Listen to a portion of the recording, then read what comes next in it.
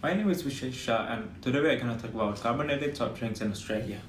We're going to talk about situational analysis, macro and micro analysis, customer landscape, market segmentation, target and recommendations.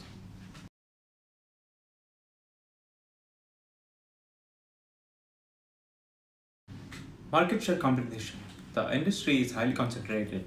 Market's two major leading players are Coca-Cola and Asahi Holdings, which takes over 7.4% of the industry, where Pepsi is at 11.8% and many other small significant companies which holds no more than 5%. Threats to substitutes. Growing health consciousness in Australian people has led many major companies to introduce more healthy drinks, mainly consist of 100% juices, fruit-based drinks, and coffee and ready-made iced teas. Barriers to entry. The carbonated soft drink manufacturing industry has high restrictions on entry and has been growing ever since. The market power, scale, and high operational scope and brand value of the leading companies raises boundaries for new entrants. According to IBIS World 2019, key external drivers which affect economic factors are real household disposable income. Changes in income level directly influences the demand for soft drinks market. Demand from fast food and takeaway food services. Fast food restaurants are key to increase in more demand for soft drinks and other drinks. Demand from supermarkets and grocery store. This is one of the most important distribution channels for the industry because industry's major output is sold through supermarkets and grocery stores as household purchases through these stores apart from the fast food restaurants.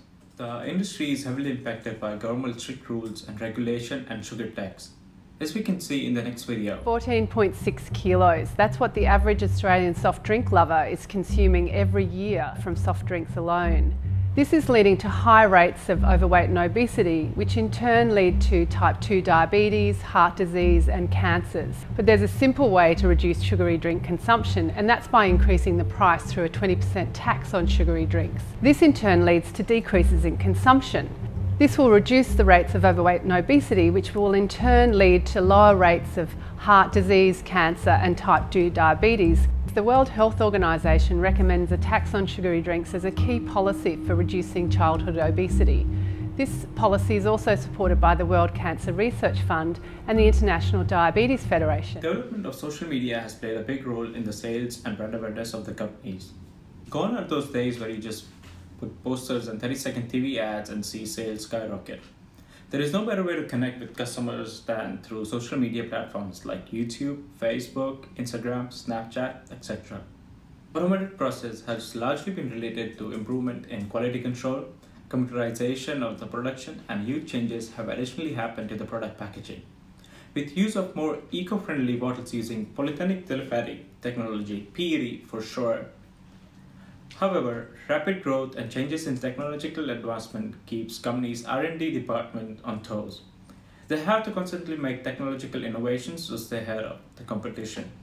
Australia has a very strong drinking culture and has created a positive demand for drinks. But however, increase in health consciousness, Australian people are shifting to more healthy nutritional drinks such as juices, no sugar drinks or diet drinks.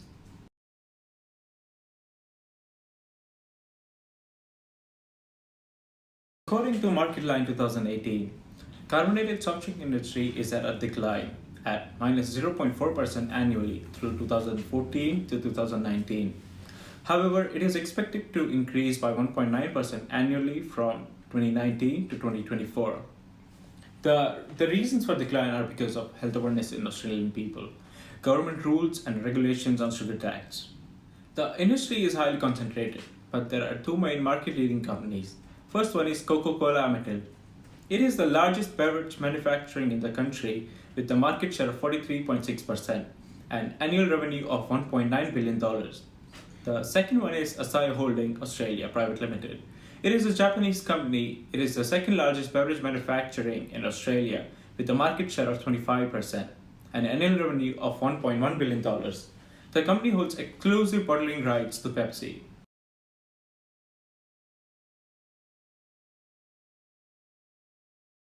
There are 8 questions which underpin any understanding of buyer behavior. Let's look at them. Who is the market for and how strong it is? This market is for people who consume carbonated soft drinks, people with highly disposable income, And growing population and easy access to this distribution channel has increased its demand. What do they buy? People buy all different kind of carbonated soft drinks based on popularity of the brand, personal taste and preferences. For example, some people like Coke and some people like Pepsi. Why do they buy? People buy soft drinks for numerous reasons, and some of them are it is very tasty, it's everywhere, it's convenient feature grab and go for and promotional and advertisement methods used by companies, and soda habit. And plus it's cheap and some people are really addicted to it. So who is involved in the buy?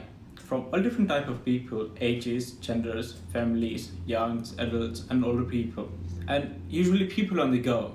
How do they buy? People purchase it. People purchase these products as an impulsive buy. So children's and some occasional users at a movie theater, cafe, or a bar, and some people buy as a routine purchase, like families, adults, or some people who are really addicted. When do they buy? While at a social event, movie theater, bar, or at a takeaway restaurant. Where do they buy? Local supermarkets, vending machines, restaurants, bars, cafes, pretty much everywhere place associated with food. So, what are the customers' hot and cold spots? Hot spot, easily available, satisfying thirst, and consistent quality of the products. Cold spots, high sugar level which can cause obesity, and people who are more health conscious towards the carbonated soft drinks.